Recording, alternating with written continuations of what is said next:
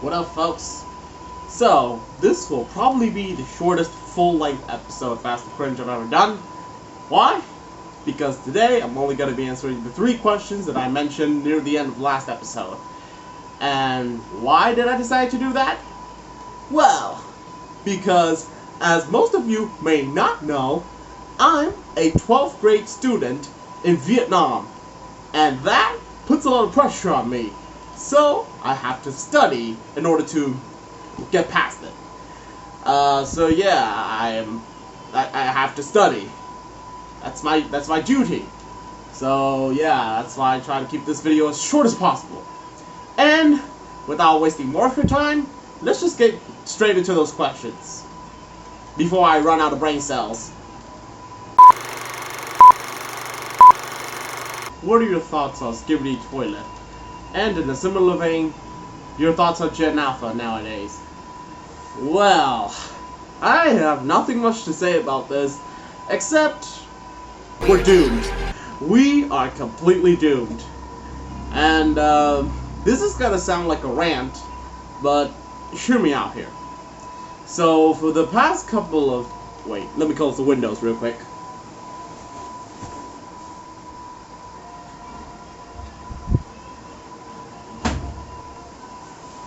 Go. Alright, where was I? So, for the past couple of years, we Gen Zers have done a lot of stupid and cringy things. And I feel like it's going to get worse with Gen Alpha. Because we grew up, interacting with people in real life. And these Gen Alphas, they grow up watching people do stupid things on TikTok and YouTube and whatnot. For Skibidi Toilet, it's certainly ruining a generation's future. Skibidi Toilet is just ruining a Gen Alpha child's mindset. Because, they grow up on it and other things that get trendy on TikTok, YouTube, other forms of social media. And then they will look at those and think, huh, that's really cool. Maybe I'll try to do something like this when I grow older.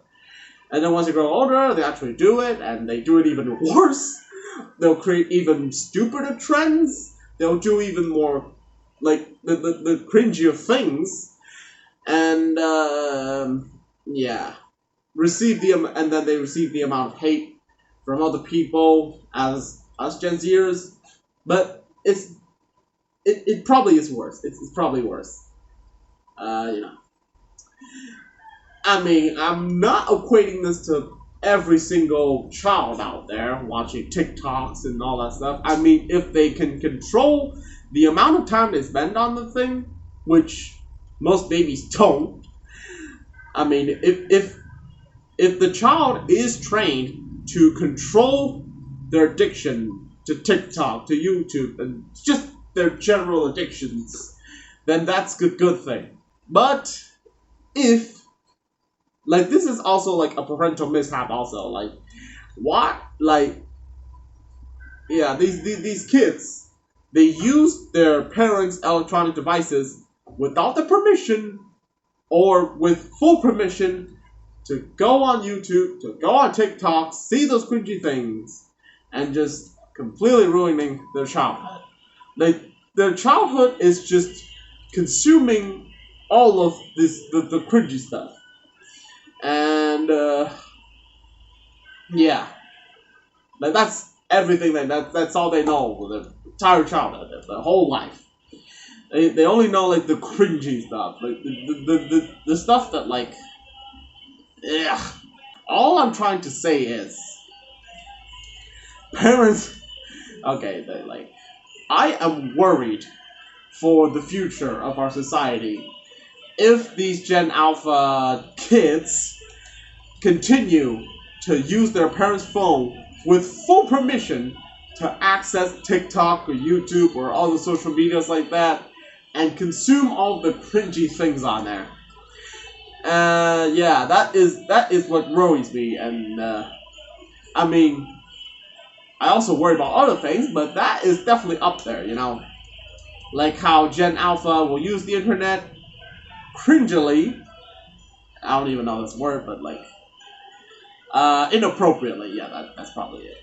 How Gen Alphas will inappropriately use the internet in the future. That is what worries me the most. And if you didn't understand a lick of what I said, I didn't either. So we're on the same boat here. We're on the same field here. But yeah, that is my rant and my take on both of those questions. Yeah. I don't have anything else to say, so let's move on to the next question. And yeah, also the last question of the video. Yeah, like I'm only gonna be answering 3 questions. So yeah, this video will be super short. But whatever. Let's just cut to the next part. Let's just cut to the next part. What are your thoughts on getting into a relationship as a student? Student romance.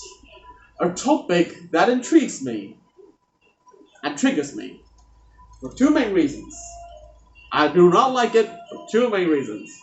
Number 1, you're still a student. You're not rational enough. You're not mature enough to start a relationship with someone. Because there will be a lot of situations where your childish ass minds cannot fully comprehend, and therefore you don't know how to react to it. And that can lead to a lot of problems. Like more problems than you want to face. Like, yeah, you have just like the childish minds. I'm not saying you have the childish minds imaginable, but yeah, I'm just saying that you're not ready for a relationship because you're still a student. You should be studying. You should be learning how to solve for X, rather than learn how to take. That is not what school is for. You go to school in order to learn the most useless shit possible. And then once you graduate from that, you can actually start to learn about the useful things in life, like how to date. Like, just stick to your useless shit, like solve for X or learn how to write a graph or whatever. Or to draw a graph or whatever. Like, just stick to that for now. And then once you're free, you get to do whatever you want. Including, starting a relationship with someone. And then number 2, when you are in a relationship, like even if you don't want to study, even if like you're the lazy student possible and you just want to get a girl some bitch, you just want to get to know some bitches, then at least do it in a moderate way. Like, if you want to let the public know that you love your girlfriend or your boyfriend or whatever, then just show them love in a more casual way. You don't have to go over the counter and think of some stupid, silly things to show love to each other. And also, some couples can get a bit too intimate about their relationship. Like they will start what really grinds my gears? When couples just start saying some cheesy ass things and then just giggling with their significant other, like, I will love you too. I will love you for eternity. Yeah, something like that. There's something cheesy along those lines. The truth is, you'll probably dump her at some point. Your love is not eternal. Your love isn't eternal. You'll probably dump her. You'll probably cheat on her before you even... You're already thinking about cheating on her. Like, whenever you go out, you already don't want to date that person. And then once you see a hotter girl on the street, you think, how will I cheat on the bitch that I currently have now to get this new bitch? Yeah, you're probably thinking about that already. I'm not saying all men are like this, but, most of us are. This is what most men are like in today's society.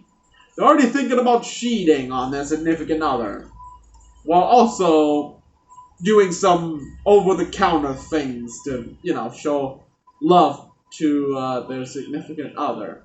Like, if you try some, like, over-the-counter methods to just say I love you to your significant other, the public will just think you're crazy. They're not gonna go, oh wow, this person really loves their girlfriend. No, they won't think that. Their immediate response to that is, what the fuck is that guy doing? Why is he embarrassing himself in front of millions of people, including his own soulmate? Yeah, like, don't be just like over the top, over the counter, and also do not flex as well.